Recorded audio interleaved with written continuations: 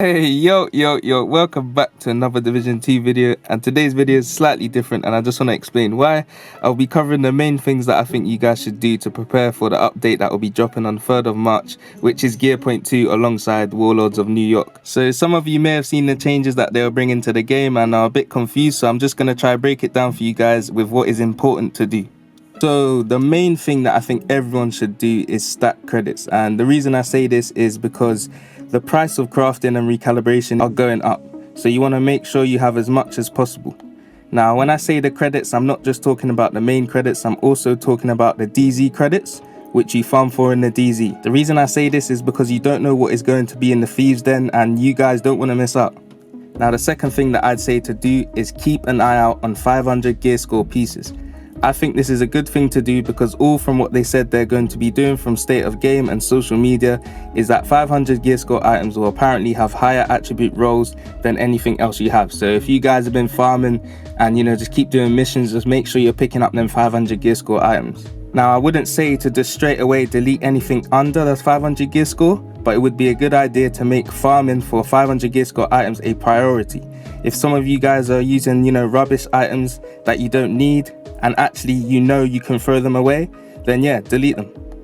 What's good about this update is that they've introduced a recalibration library. Now this library allows you to roll talents into it so that you can continuously roll attributes over and over again, which means you don't have to keep loads of gear pieces with the same talent in your stash. So you can just get one chest piece, for example, with Berserk, roll that into the library, and you'll forever have a Berserk talent there to keep using. So yeah, you don't have to keep the same chest piece over and over again in your stash. You can just have that one talent in the library. Now the important thing about this is that when the update drops, the only pieces of gear that will have main talents are chest pieces and backpacks. So if you want to farm talents, that's the main stuff you want to go for. So the third thing I'd say is stacking conflict caches. Now you guys must be like, what the hell is he on about? This is what I heard from one of my subscribers, and I did see it on Twitter, and this is good because conflict caches are 500 gear score as well. And when you play conflict, you get caches up to 10 in your character, and then if you keep playing, the rest of your caches will go to the mailbox stash, which has a max of 60. So this is also a good thing to do for the incoming update, as you'll have all of them to open when the update drops.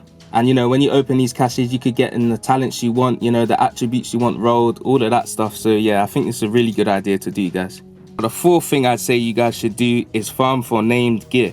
And I'm going to explain some information as well about the named gear that they're going to be changing. Now, a lot of you may already have named gear in your stash, but what I'm aware of and what I've heard is that named gear will only have the talents on backpacks and chest pieces, which means the other talents that are named will have attributes that are overrolled.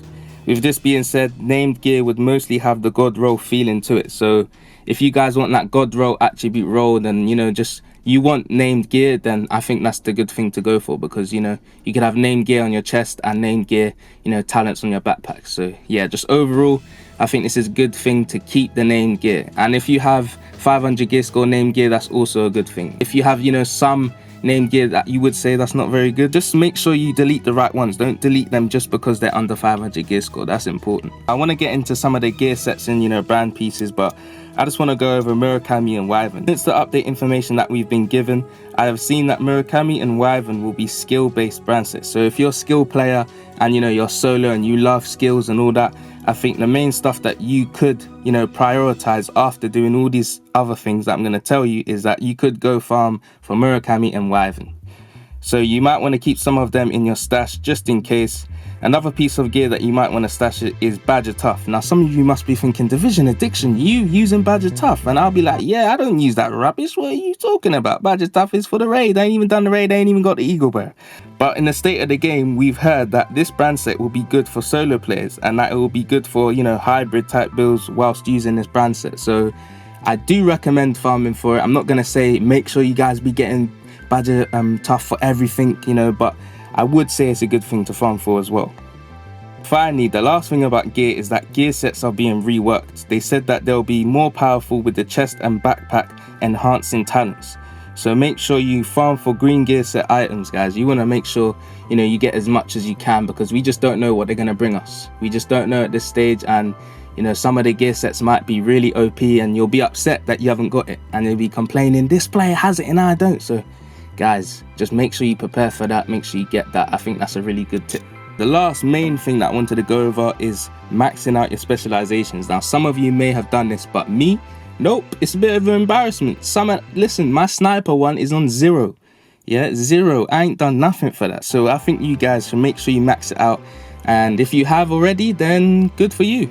But the reason I say this is because some of them might make a change and become better than any other specialization. And, you know, because you haven't maxed it out, you're not going to be able to use, you know, the max stuff on it. So I'd say to make sure you max it out. This one is really important. But yeah, guys, I think that's mostly all of what I wanted to say. I did this video because I know a lot of you have been asking me what I should do before the update comes out and just generally confused with everything. So I thought I'd break it down in what I think you guys should do.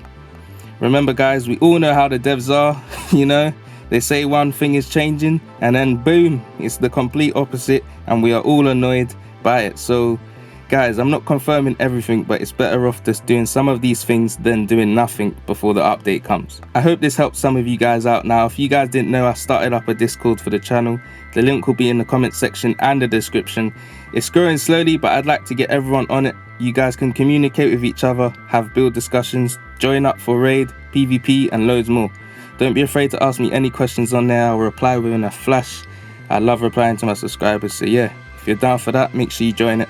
Thank you guys for watching. It's been Division Addiction and I'm out because I got to go find Keener because he's got all my guns and my gear pieces and he's ruining the whole game. So yeah, I'm out.